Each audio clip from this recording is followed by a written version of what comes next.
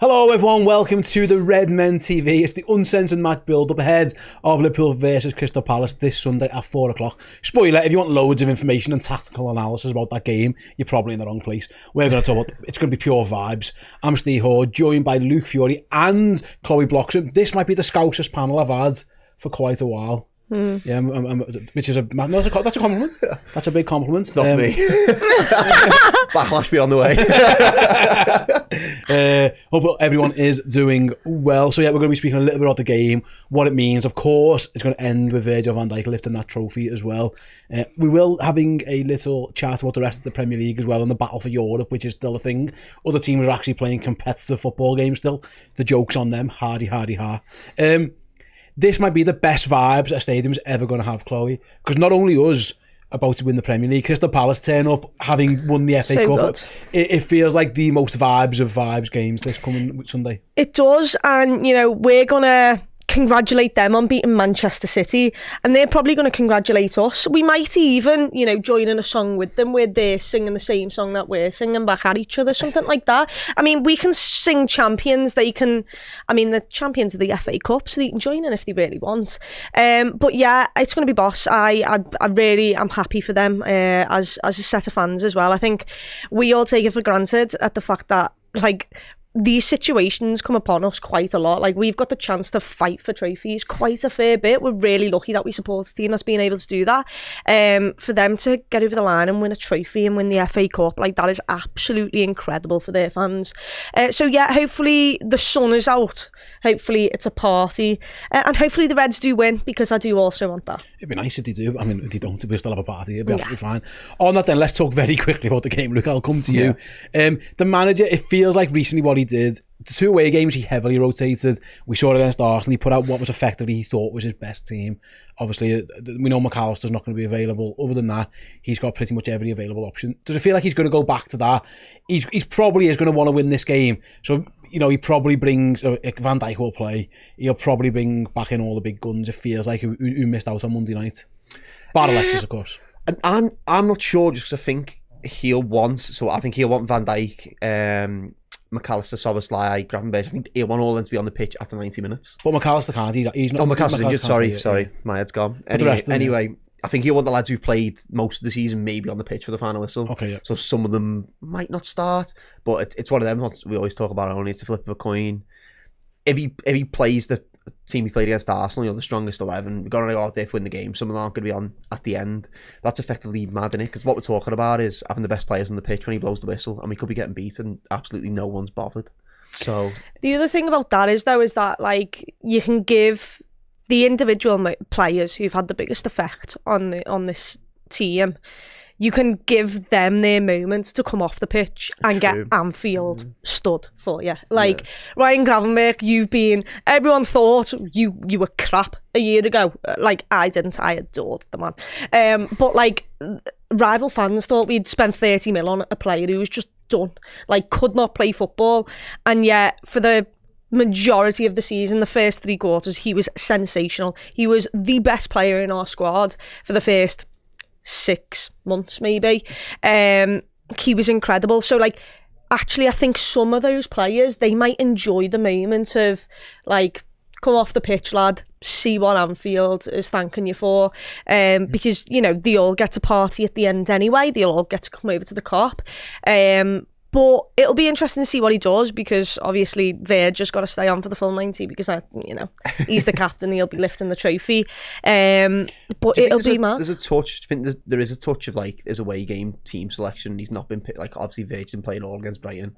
There's a touch there, just like, I just can't be bothered with anyone getting injured. Yeah. Like, let's just keep everyone fit for the summer. Errol said something upstairs actually earlier, and he turned around and he said, we've seen how many teams, like, have fought for everything up until the last match day, and then the next season the wheels have fell off, and, like, you just can't you just can't go again.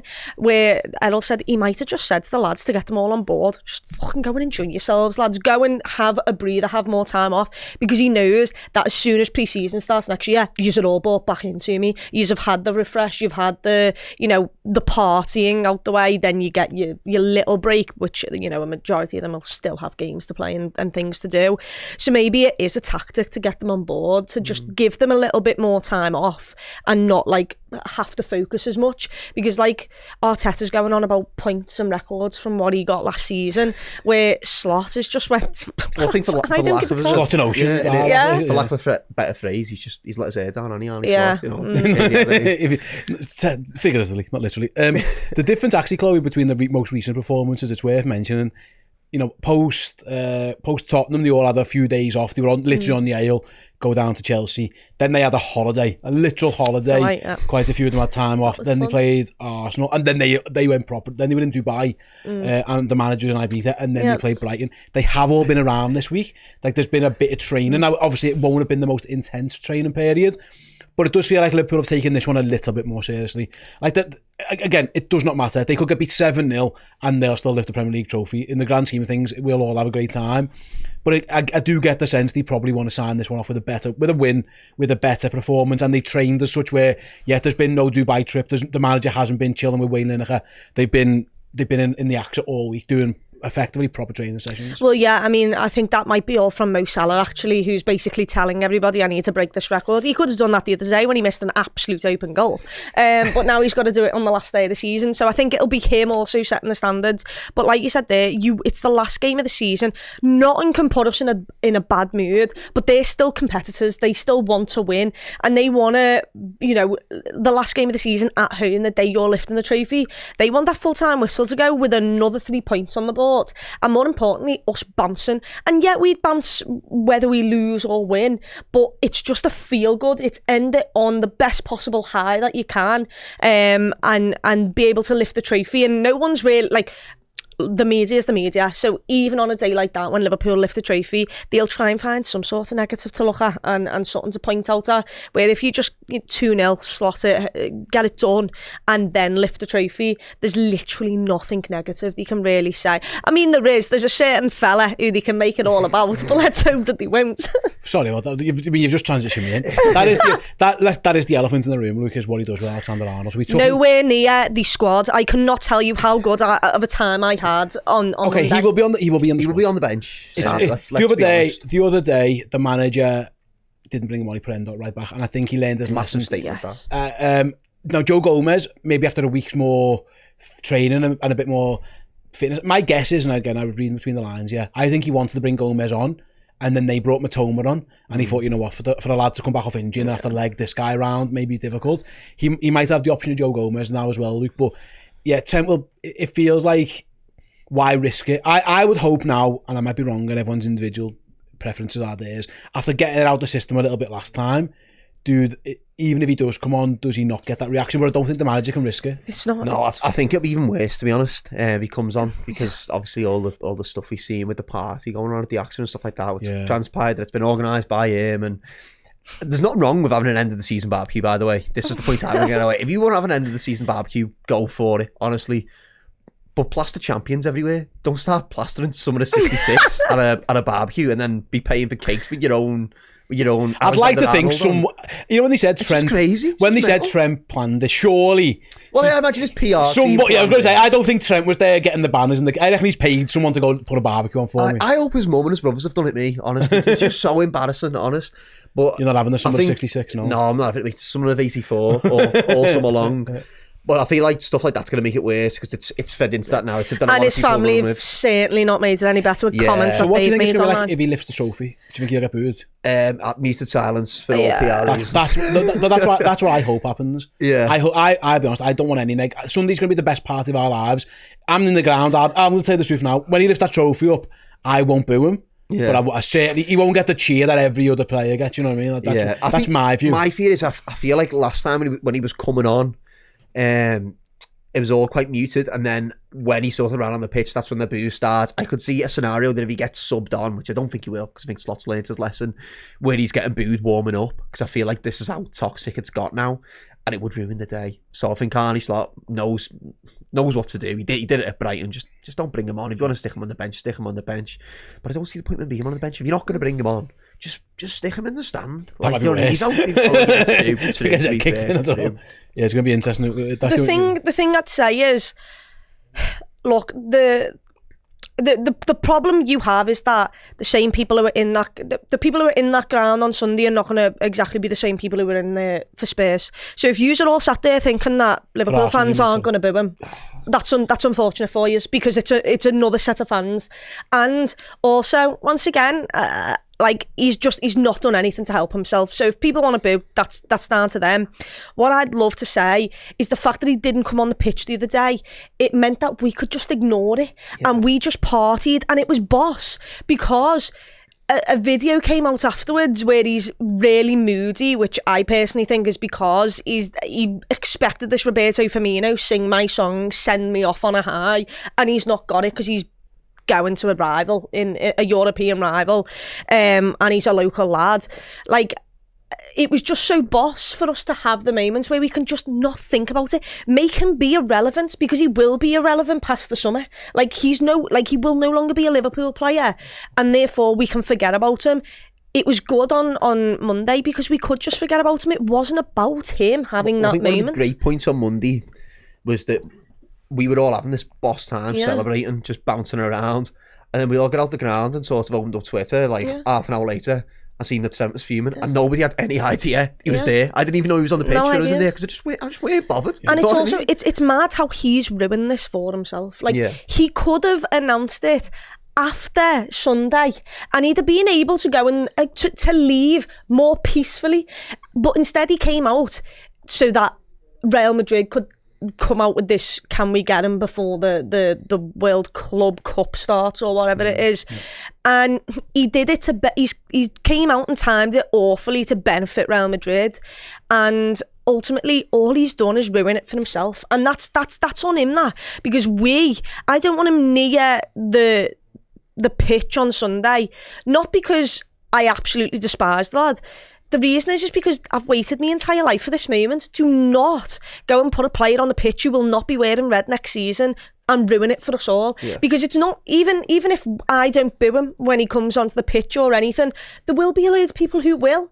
And whether you do that or not, like, it's still going to change the atmosphere, because people are allowed to feel how they feel in that moment. So it will affect the stadium and the atmosphere.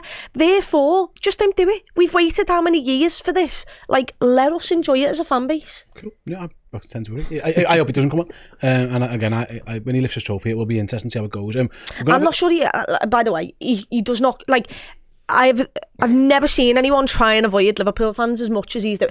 The half time, I don't know whether you've seen it, half time against Brighton, he was the other end of the stadium on his own with the ball. And like, all of our lads are in front of us. Like, whilst the concourse is completely and utterly bouncing. Yeah. Everyone's having a boss time at half time. It's still warm, and he's the furthest player. Like, he's even further back than half the Brighton players who were training on their side. Like, he was miles away. So I'm really not sure. And like you said, I didn't even notice him when he came over at full time. Like, I did not know that was a thing until I got out the stadium. So it'll be interesting to see if he has what he actually does in that situation. Yeah, fingers crossed. It all goes well. Yeah, forget about it. The anti-Robbo PR train for him, though, is not going to work. Listen, there'll be a lot of that. There'll be a lot of messages. Oh, there'll be loads of it, but I don't think it'll work. Chloe's just been cooking Alexander-Arnold here for 15 minutes. Fine, yeah. Look, I've been trying to go to an ad for 20 minutes. Sorry. It's all right, mate. You feel your boots, yeah. It's fine. Lift that trophy, you've earned it. But don't expect me to clap. Oh, yeah, absolutely.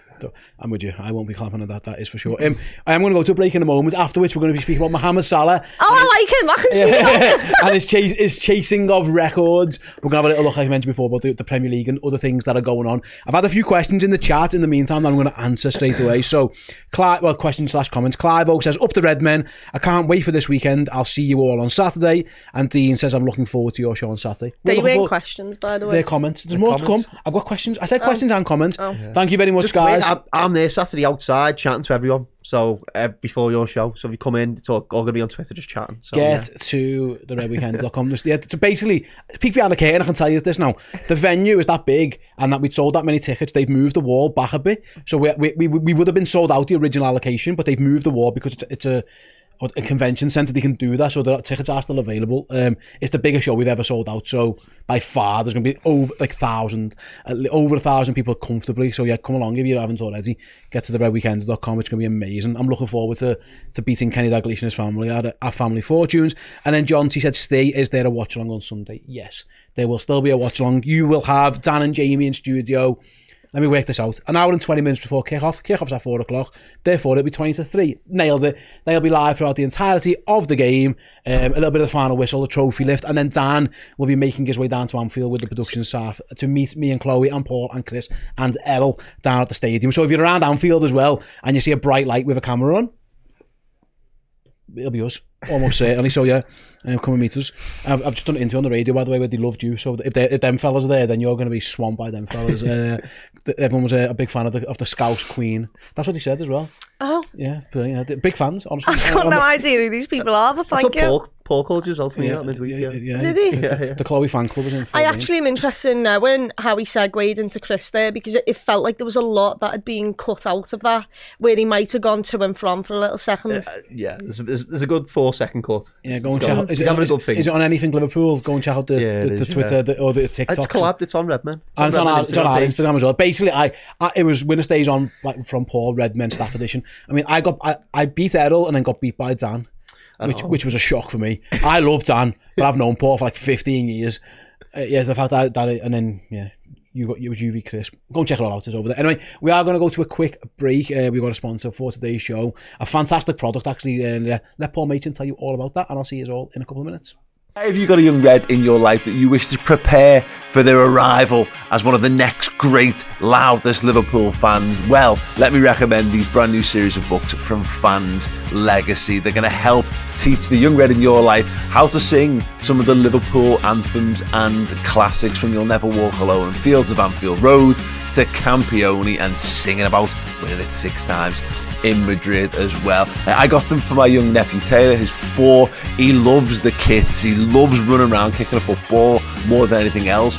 But one of the great ways to get him sort of integrated into the wider culture is the songs. My kids adore the songs. They always have done, even sometimes more than the footy itself. And these books are really going to help to bolster that. So when they do get opportunity, and we know opportunities can be hard to come by at times to get to games, but when they do get to go, they're going to be fully prepped because they've been taught by these books. It's going to help their education as well. There is the Basics On book where you press the buttons and it plays the song and you can read along the lyrics, and then the piano book as well, where you can literally pick out the notes of those amazing ones like We Shall Not Be Moved and again We Love You Liverpool, O Campione. Absolutely brilliant. I very much had one of these in the 80s growing up, but it was all like Old MacDonald Had a Farm and all that nursery rhyme nonsense. Why get them that when you can get them Liverpool songs instead? It's a no-brainer for me. Taylor absolutely adores it. I had great fun playing with him with the books as well, and I think the young red in your life would very much enjoy them just as much. Head to fans-legacy.com, have a look around. They're fully licensed and they are very good fun indeed. We'll put a link in the description underneath. Make sure you get involved.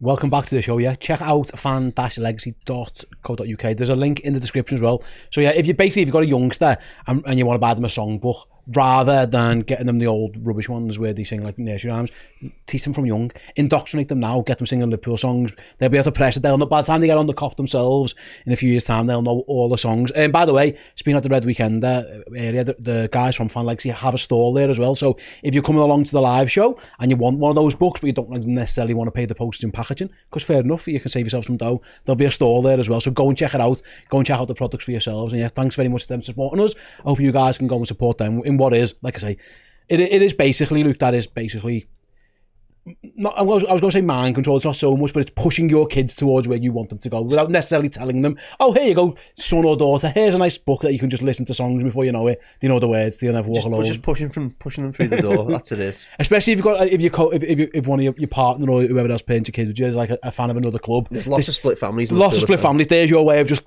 edging them towards the right decision, towards the light side and not the dark side. Ash, she said it's my daughter's first birthday next month. There's her present sorted. Absolutely, Ash. What a present for your young little girl to learn all the songs. Right then, let's get back to the game. I said before, Chloe, Mo Salah. He wants this goals and assists record. Now, technically, he's got it because he's got it for the 38-game season. But obviously, Andy Cole and Alan Shearer are one above him in terms of most goals and assists in a single Premier League season. They did it over obviously when the Premier League was big, 42 games. So Salah needs a goal and an assist, or any two of goal contributions really to break that award. I imagine he will be desperate to get it. I've got a sneaky feeling he's probably going to do it as well. I hope so. He should have done it ages ago, and he just hasn't. And he had a go at Luis Diaz in his interview, and then missed a yard. Yeah, so I don't think he can say anything from... Luis Diaz tried his best to make up for it, actually. I think it was Gakpo does the ball. But yeah, I think the problem that we have is he's going to have to be selfish to get that, and that's fine because we don't need to win. But if there's a better option, if he has to rely on Luis Diaz to put the ball in the back of the net again, I think he might actually scream at him if he misses. But he's been so close for so long, and he should have a load more assists actually if people could just finish better. Last game of the season at Anfield, Cop End to break the record. I think that would be absolutely magical. He went to 27 and 17 against Southampton on the 8th of March, Luke.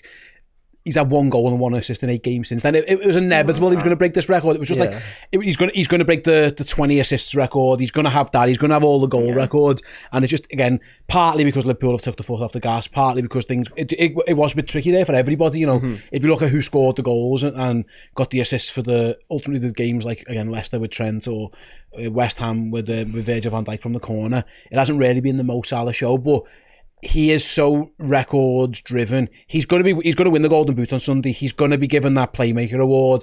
But deep down inside of me, he wants this record, and he'll be all guns blazing to get it as well. Do you feel like sometimes he's like writing his own story a little bit? Because to touch on what you said, Liverpool haven't been bad. He just hasn't been getting the goals. We've actually been scoring quite a lot of goals. But do you reckon like it's just written that it's going to be the last game, the second half, 10 minutes to go? I think maybe a penalty will do him all right. Yeah. Penalty in the last 10 minutes.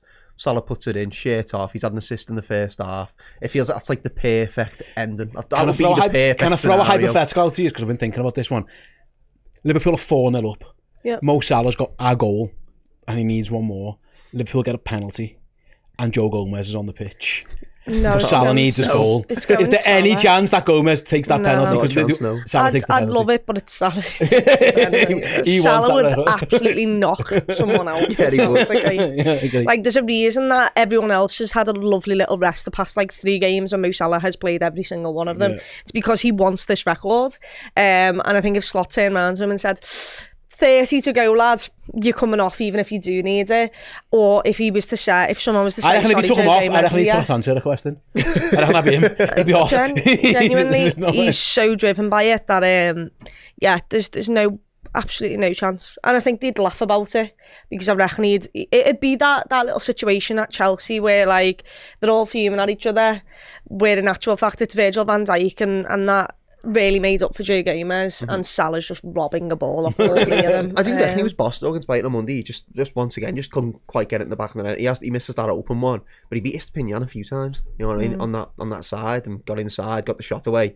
It just weren't going in the back of the net for him. It'll come. Let's just hope it comes. Well, it's got to come, hasn't it? If I was him, I'd be trying to score 2 myself. Yeah. Maybe leave the assist. He's on free kicks. That's a shout, isn't it? Pens free kicks. I mean, Szoboszlai's I mastered it in the wall at the moment. So. No McAllister, obviously we don't think Alexander-Arnold will be on the pitch. Someone turned around and was imagine that Harvey Elliott was Mo Salah. He'd have done it the other day if he'd have just passed that ball. Could he take corners? Can he get on corners? I mean, I'm not sure. Macha's not there, and Macha's the best one out of them. So get him on corners. Tsimikas is an underrated delivery, but I think he's got the power over to Tsimikas to say. I think Andy Robbo might. If I'm Salah, I'm on corners, free kicks, pens. I'm on it until goal kicks and a web along to the big fella up front. Anything you can to get it done, yeah, absolutely. Right then. We will talk about get your score predictions for the game in a moment, guys. Before we do, shall we have a little look around the Premier League, because there are games elsewhere that matters. The Champions League race is upon us. Yes, obviously Liverpool champions, but they will be confirmed that on Sunday. Can't wait, and we will discuss the trophy lift again in a moment as well. In terms of the race for the Champions League, then obviously 5th place gets it. Arsenal will be fine; they're in. Congratulations to them for basically finishing second. Yeah. Well done, guys. There's a chance they finish there. They'd have to lose considerably to Southampton.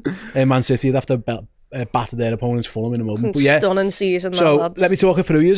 There are now 5 teams going for 3 spots. City are the front runners. They are on 68 points. Newcastle are in 4th place on 66. Chelsea are in 5th place on 66 points again. Only a 2 difference in the goal difference there as well. Aston Villa are 6th on 66. Their goal difference is miles off it. They're going to have to do something there and hope that other results go their way. And then Nottingham Forest in 7th place on 65 points. Don't like Chelsea play Forest though. Well, I can tell you that right now because yes, they do. So let's have a look at the fixtures then. City go to Fulham. Not easy, that. Forest v Chelsea is a little bit of a shootout, and then Villa go to Manchester United. That version of Manchester United that we saw, that version, yeah. And then, by the way, Newcastle, if I scroll, did I miss Newcastle off there? Did I see them? They host Everton, of course, where you'd like to think they'll be relatively comfortable. Yeah. Mm-hmm. Let's try and talk through what we think is going to happen in those games, and then we'll figure out what that works. Fulham v City. City. Win. Yeah. Fulham got a massive win over Brentford the other day. It'll be difficult. I reckon that could be like a draw. It's difficult to go to Craven Cottage. I mean, I just think City... Is 9th getting Europe now because of the whole... Well, I was about to say that. Shout out to Brighton. I think Brighton are probably going to get the Conference League if they win. Brentford are hot on them. Yeah. So. That's why the other day, like, it was massive for them. They were made up. Yeah, because there are other European places. For those who aren't in the Europa League, there's a Conference League place, and that changes again if Chelsea win or don't win. There's a lot going on. But yeah, Fulham will want to win that one. I think they'll be desperate to finish in the top half after the season they've had. And there's a chance they don't. I'd love them to. It's a crazy scenario because if Chelsea don't finish in the top 4, but then they win the Conference League, they qualify for the Europa League via that route. It all moves down. It all just goes, it's all mental. So you've got City to win as well. What do you think? I reckon it's a draw. I reckon maybe like 1-1. Well, I'll have to work it out in terms of points then. Okay, I've said City win so because they have to City win and they're in, so that's no difference. Yeah. Go on. If they draw, are they still in though? Like who they will then be on 69 points, and then yes, that will probably be enough because the goal difference is too big. Superior. Aston Villa's goal difference is miles off. So either way, they'll be in for you guys. Newcastle, we think will beat Everton. Yeah. So they're in. Yeah, no problem. It'll be tough, but so they're in. So then we're looking now between this Chelsea, Villa and Forest shootout. Chelsea beat Forest. Then Chelsea are in. If that happens, Chelsea are in. I think Chelsea beat Forest as well, to be honest. I reckon it's... Forest have had a dip. The wheels have fell off, haven't they? Yeah. Let's be honest. Although they did win the weekend. They did. They kept themselves wasn't it 2-1? They had to fight for that, didn't they? It wasn't the greatest win you'll ever see, but a win's a win, isn't it, at this point in time? Because they hadn't won for a while. They needed to get it done. Who did Villa play? Villa play Man United. Would have helped Forest if that Conference League was yesterday, really, wouldn't it? Let's be honest. Yeah. And I always find it weird that because it's been the last couple of seasons that they've played the Europa League game before the Conference League game. I think surely in the way the competitions are staged, that one should be first. Yeah. So it was a bit unfortunate. So the Conference League final is after. Yeah, it's the Wednesday after. For some reason.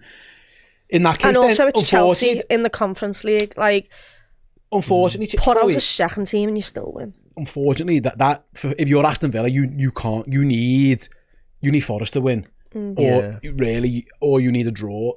It feels like Aston Villa are in danger now. They are the form team in the Premier League. They're absolutely flying. So in your scenario, they miss out, which is a bit of a shock, maybe. It's also a lovely side story. If you can check quickly, is there a clause that means Rashford's eligible? Because obviously, I know when we loaned a few people out, there's a clause. No, he can't play. I don't think he can play. No, I don't think he's allowed to play. But I'm not convinced Chelsea beat Forest at Forest. By the way, I've got a feeling that ends up as a draw. Yeah. And Aston Villa win and get that last spot. If a draw would put, for clarity, would put Chelsea on 67, Forest would be on 66, but I think Villa are going to beat Man United and they would be on 69 points and I'd they like would to then see get that Villa fifth position. in there. I mean, just to see Unai Emery's smiling face, because I absolutely adore that man.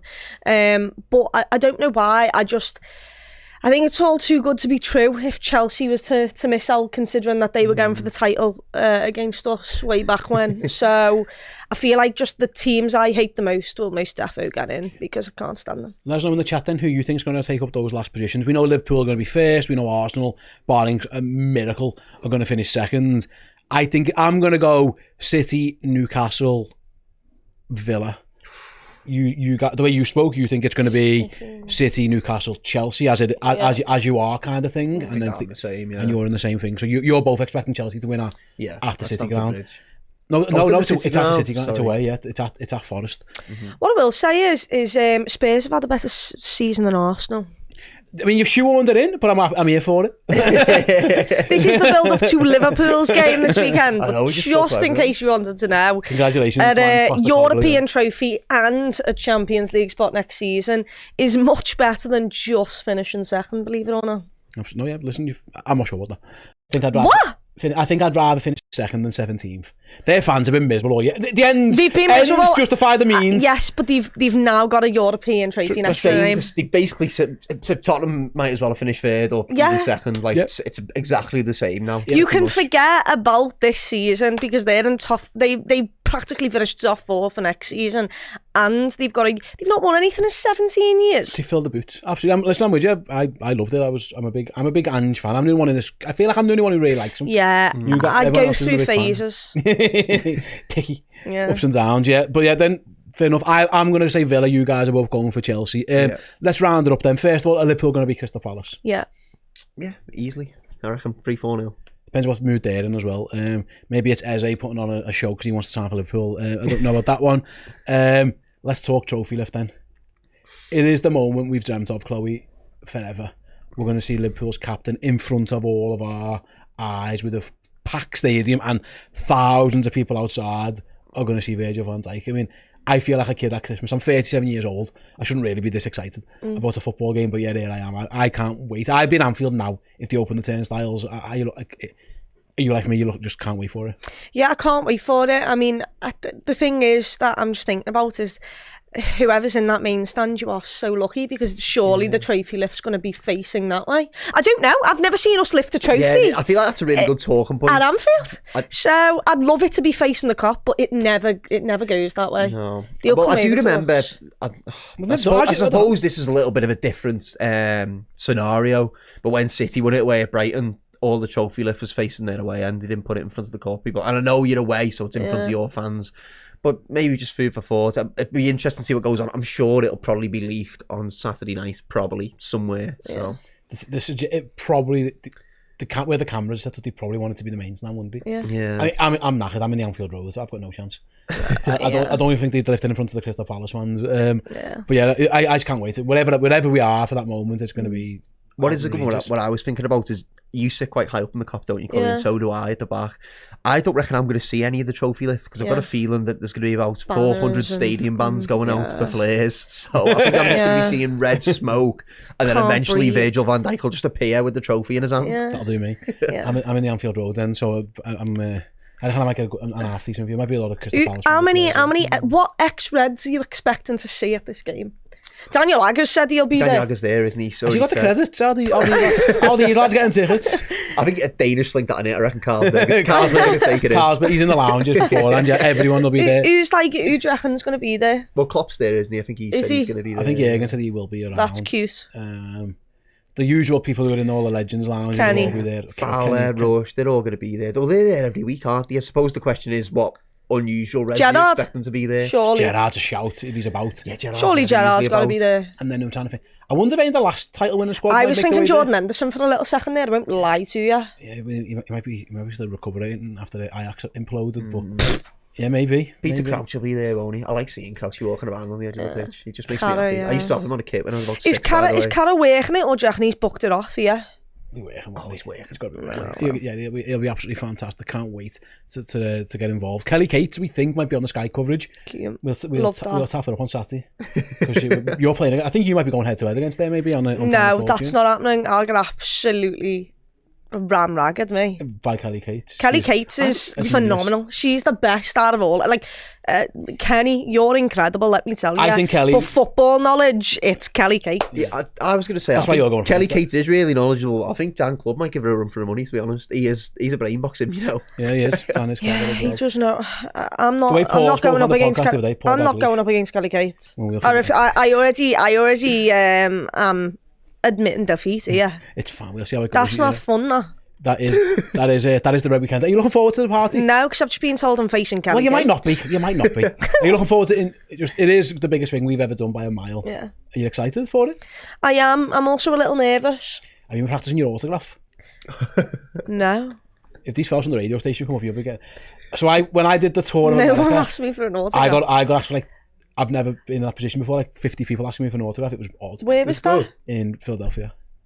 God, is Chris Pettyjack going to do a cartwheel? That's what I want to know. Or is that I don't see. hidden? Have to wait and see. I've got no idea. You'll have to go to see it. So he usually says he's not going to, and then drinks 5 Guinnesses, and then does it. It tends to be how these things happen. But yeah, do come and join us at the Red Weekender. We're all going to be there, of course. Saturday 2 till 7. Last chance to get tickets. It's going to be the party of a lifetime.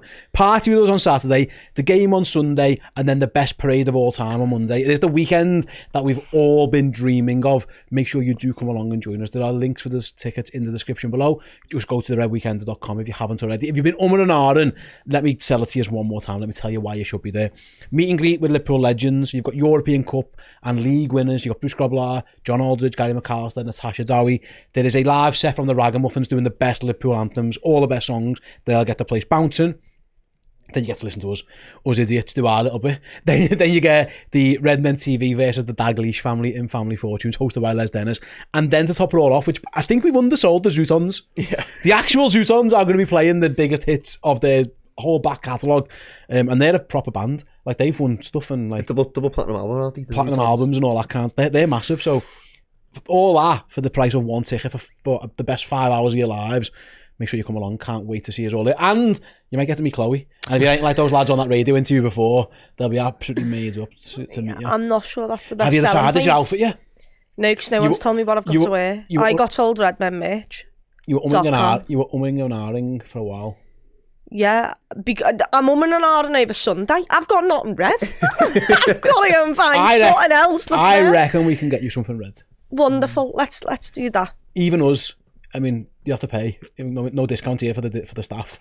Can I not sign some autographs for you? I'll take it out your wages before you get it. It's all right. It's pre-tax out the wages. Don't worry about it. Yeah, it's all right. Yeah, you'll be absolutely sorted. Yeah. Any discount codes there? You can go to redmenmerch.com now, buy a t-shirt. No, we'll sort it out. Absolutely. Do come and check it all out. The content, like we mentioned before, over the course of the weekend, we don't exactly know what we're going to get because there's going to be so much happening, but we will have you covered on YouTube. We will have you covered on the podcast. We'll have you covered over on redmenplus.com as well. What I can tell you, in fact, I can't tell you this, there will be some behind the scenes stuff from the Red Weekender over on redmenplus.com. So sign up now. Use that promo code CHAMPIONS. When you sign up as a monthly captain, you'll get it for nothing. Completely free. So if you want the backstage antics, there will be a feature on there as well. All of the, any signings in the next how long, and Liverpool's seam on it right now. So, I mean, I'm looking forward to that as well. Loads of content, yeah. The Frimpong, Verts, Kirkhead's Train will continue to rumble all the time. Guys, it's been the best umbu we've done. Because it's been so exciting. And who cares about the footy? I know, yeah. The footy's in the way. Yeah, the footy's kind of in the way. It's ruining the party, actually. It's 90 minutes where can we just shake hands on a one-all, say Mo Salah, or 2-2, say Mo Salah, score both of them, yeah. and then we'll get ready to celebrate. Thanks to Chloe, thanks to Luke, thanks to all you guys for watching or listening to all these shows throughout the course of the year. I think I worked out the other day, we've done about 60 of these, given how many games Liverpool have played. It's been a pleasure having you with us for all of them. Catch you at the Red Weekender. Take care.